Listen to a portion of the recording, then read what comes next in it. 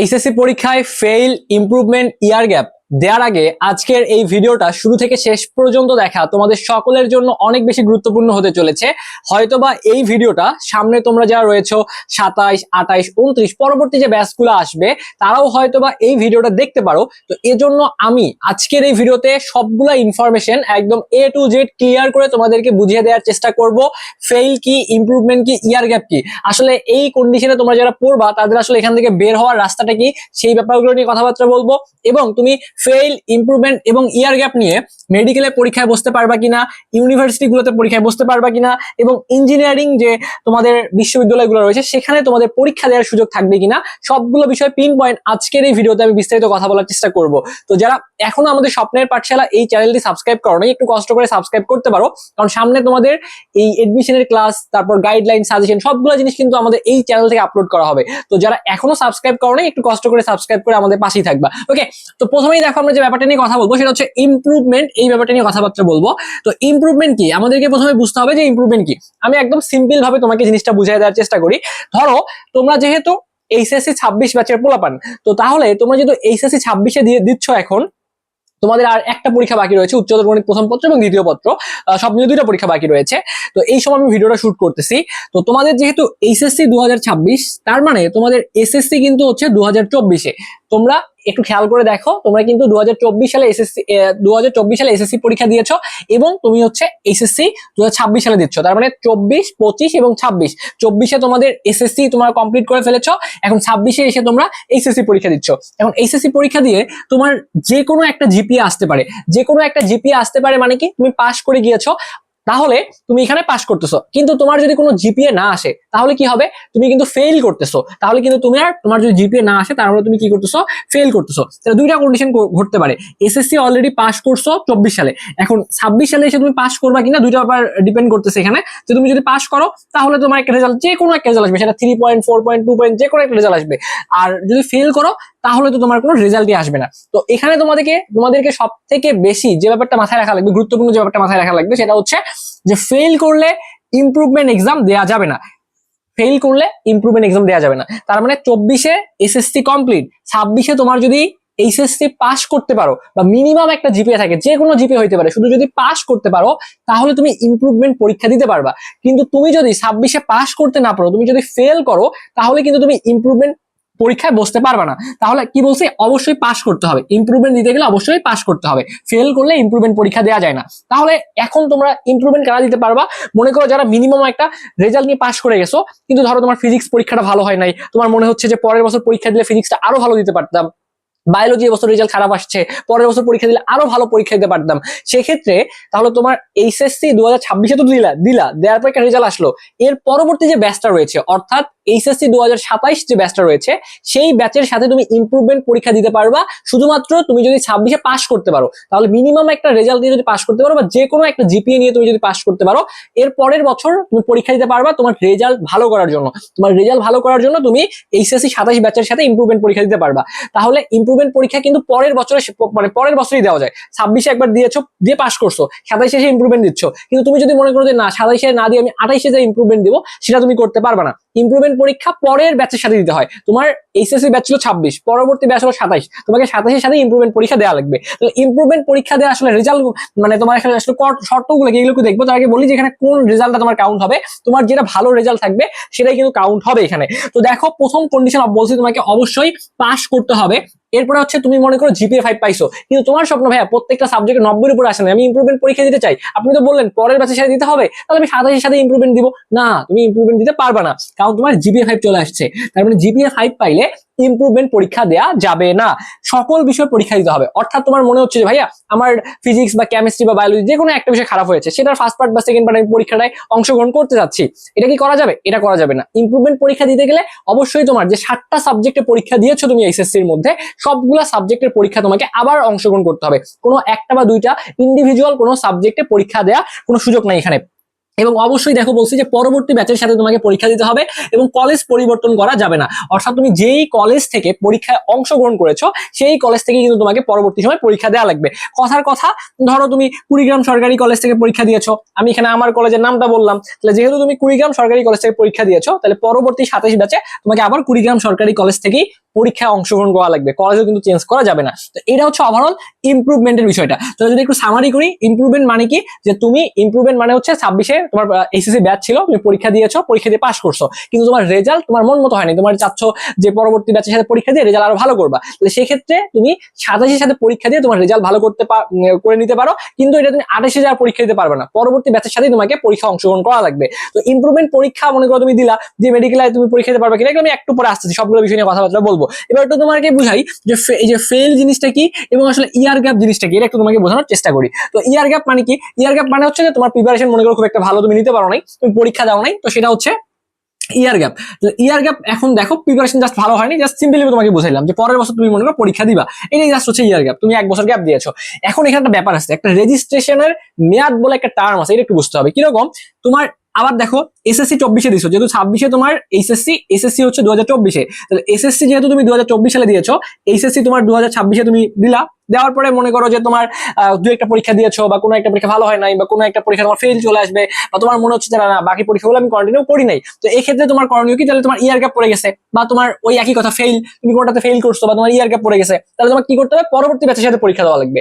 Normally খেয়াল করো, তোমার যেহেতু 24 আর 26, সেক্ষেত্রে তোমার এইচএসসির যে সেশনটা, এই সেশনটা হচ্ছে বেসিক্যালি 24 আর 25, 24-25 হচ্ছে তোমার এইচএসসি সেশন, আর তুমি 26-এ এসে পরীক্ষা অংশগ্রহণ করলা, তাহলে এই যে একবার অংশগ্রহণ করলা, তুমি একবার ফর্ম ফিল আপ করছো, রেজিস্ট্রেশন করছো, এই রেজিস্ট্রেশনের মেয়াদ নর্মালি 3 বছর পর্যন্ত থাকবে। একবার রেজিস্ট্রেশন করলে 3 বছর মধ্যে তুমি পরীক্ষা দিয়ে পাস করতে পারবা, এর মধ্যে যদি পাস করতে না পারো তাহলে পরবর্তীতে আবার তোমাকে 3 বছর পর রেজিস্ট্রেশন করা লাগবে। তাহলে তুমি যদি রেজিস্ট্রেশন করছো অলরেডি একবার, 3 বছর মেয়াদ থাকবে, 26-এ একবার পরীক্ষা দিয়েছো, মানে এবার পরীক্ষা দিলা বা পরীক্ষা দাও নাই, মনে করো তোমার গ্যাপ চলে গেছে, এরপরে ওই সেম রেজিস্ট্রেশন দিয়ে, তুমি যদি রেজিস্ট্রেশন করে ফেলছো অলরেডি একবার, ওই সেম রেজিস্ট্রেশন দিয়ে তুমি 27-এ একবার পরীক্ষা দিতে পারবা, অথবা তুমি চাইলে 28-এও পরীক্ষা দিতে পারবা।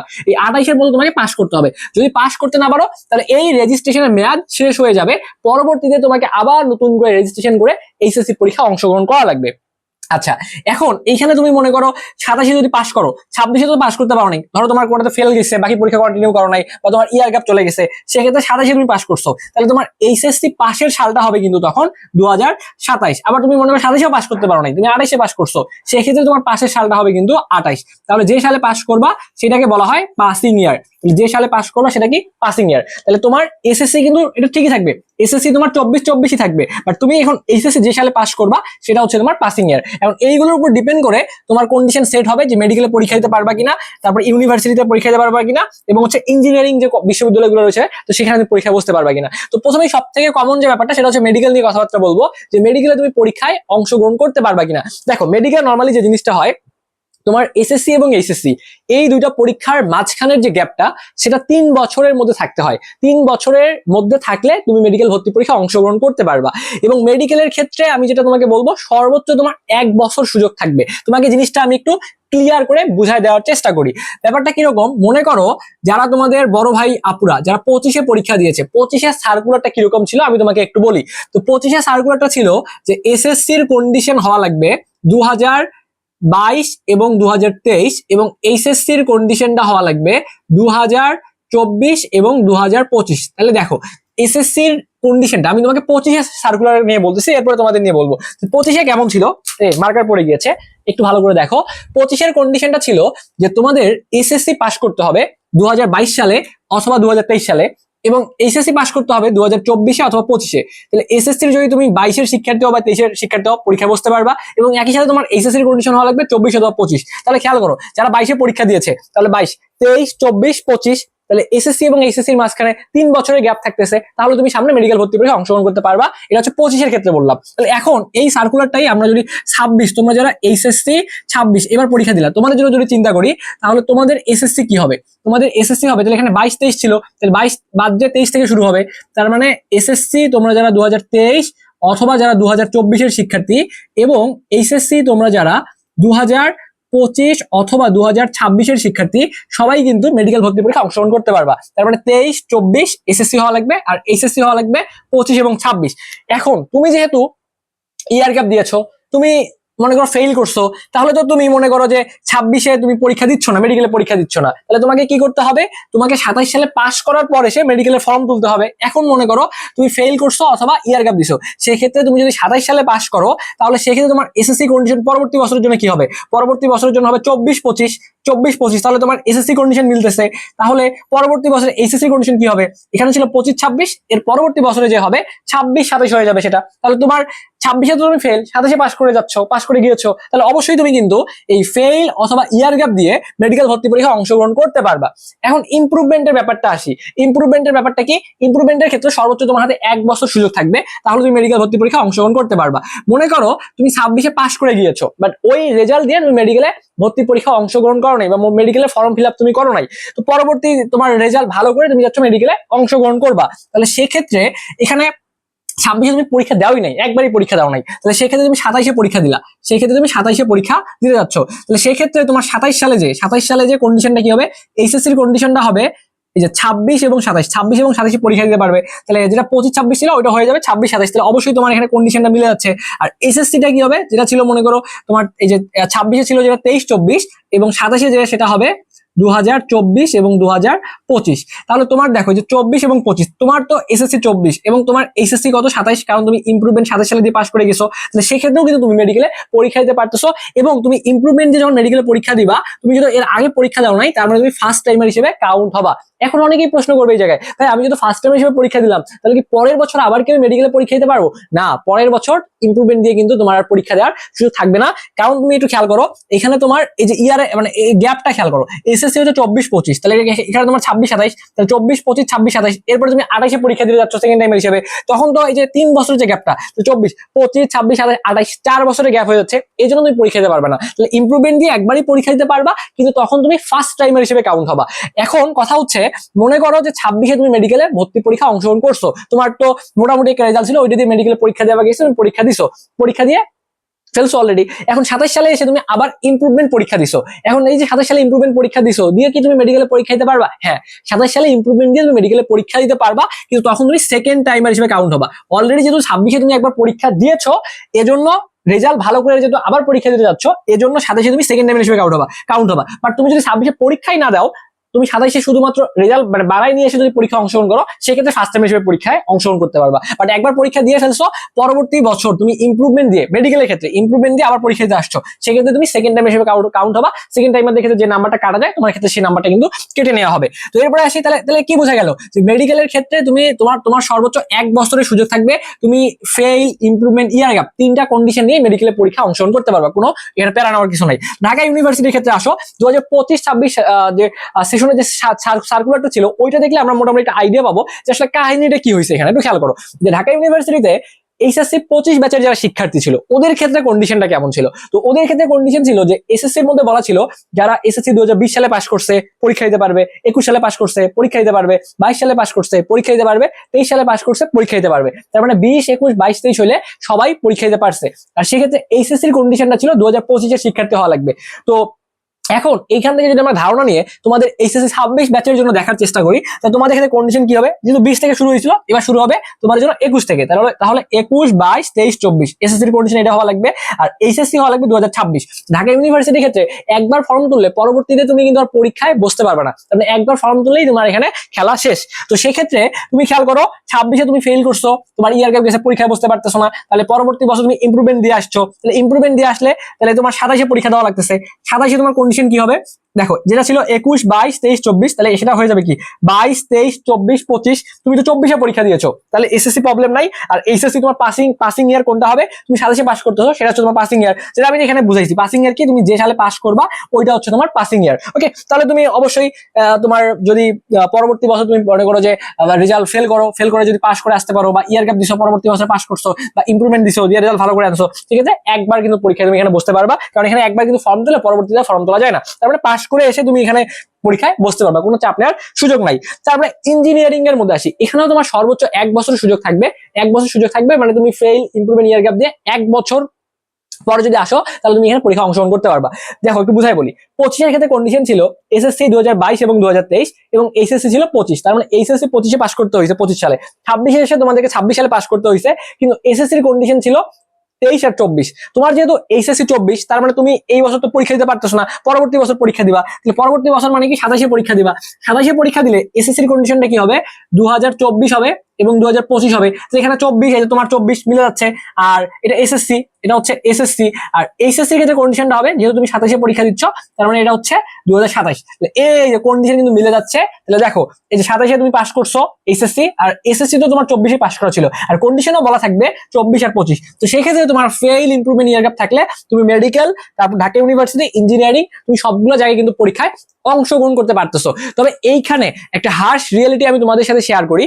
তোমার যদি মিনিমাম যোগ্যতা থাকে এইগুলোতে পরীক্ষা দেওয়ার, আমি তোমাকে বলবো তোমার এইচএসসি পরীক্ষা দেওয়ার দরকার নাই। তুমি ওই মিনিমাম যে তোমার যোগ্যতাটা আছে ওইটা নিয়েই ভালো মতো একটা প্রিপারেশন নাও, নিয়ে তুমি কোথাও একটা চান্স পেয়ে যাও, এদিকে পড়াশোনা করো, আর তোমাকে এইচএসসি দেওয়ার দরকার নাই, এই প্যারা তোমাকে আর নেওয়া লাগবে না।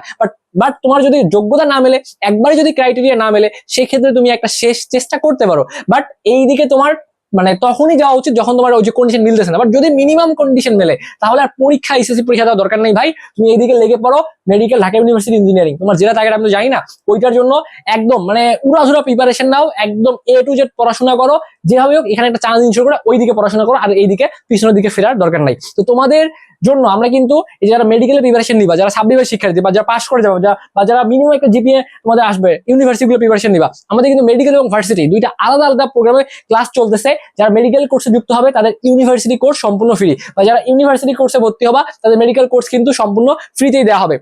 তো আমাদের মেডিকেল ব্যাচের যদি কোর্স ফি তোমাদেরকে বলি, আমাদের মেডিকেল ব্যাচে আমরা কিন্তু এখন ডিসকাউন্ট অফারে, দেখো আমাদের টোটাল কোর্স ফি হচ্ছে 6000 টাকা, কিন্তু আমরা একটা ডিসকাউন্ট অফার তোমাদেরকে দিয়েছি। মেডিকেলের A to Z যে সাবজেক্টগুলোর প্রশ্ন আছে, physics, chemistry, biology, GK, English, মানবিক বিজ্ঞান, সবগুলো সাবজেক্ট তোমাকে এখানে একদম লিখে লিখে ধরে ধরে পড়িয়ে দেওয়া হবে, এবং ক্লাসের মধ্যে তোমার সর্বোচ্চ মানে যা আছে সবগুলোই মুখস্থ হয়ে যাবে, এবং সর্বোচ্চ সংখ্যক প্রশ্ন ওই ক্লাস থেকে তুমি কমন পাবা যদি ভালো মতো তুমি প্রিপারেশন নিতে পারো। তো সেই ক্ষেত্রে আমরা এই 6000 টাকা থেকে এখন একটা ডিসকাউন্ট অফারে 50% ডিসকাউন্ট অফার তোমাদেরকে দিব মাত্র 3000 টাকায়। বাসায় বসে থেকে তুমি মেডিকেলের জন্য A to Z একটা পূর্ণাঙ্গ প্রিপারেশন নিতে পারবা।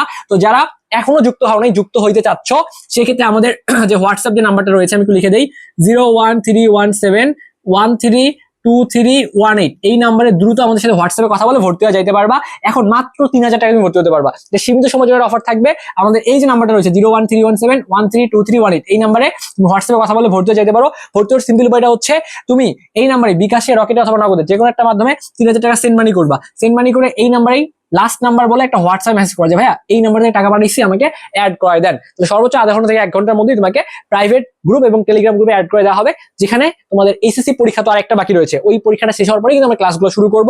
তো সর্বোচ্চ একটা ডিসকাউন্ট অফার দিয়েছি, যারা এখনো যুক্ত হওনি দ্রুত যুক্ত হয়ে যাও। আশা করি আমরা ক্লাসে তোমাকে যেভাবে পড়াবো, ক্লাসের পরে তোমার ক্লাসে মুখস্থ হয়ে যাবে, এবং কোন জিনিসটা পড়তে হয় এবং কোন জিনিসটা ছেড়ে দিতে হয় এটা বোঝাটা হচ্ছে অনেক বেশি ইম্পর্টেন্ট। আমরা কিন্তু সেভাবে অ্যানালাইসিস করে তোমাদেরকে পড়াবো। তো যাই হোক, তোমাদের যদি কোনো প্রশ্ন থাকে সেটা অবশ্যই এই ভিডিওর কমেন্ট বক্সে তোমরা কমেন্ট করতে পারো। প্রত্যেকটা কমেন্ট চেক করে আমি চেষ্টা করবো রিপ্লাই গুলো দেওয়ার। তোমাদের যদি ফেইল, ইমপ্রুভমেন্ট, ইয়ার গ্যাপ নিয়ে কোনো প্রশ্ন থাকে কমেন্ট করো, সমস্যা নেই, আমি সেটা তোমাদেরকে জানাই দেওয়ার সর্বোচ্চ চেষ্টা করবো। তো এতক্ষণ সাথে থাকার জন্য তোমাদের সবাইকে আবারও অসংখ্য ধন্যবাদ জানাচ্ছি।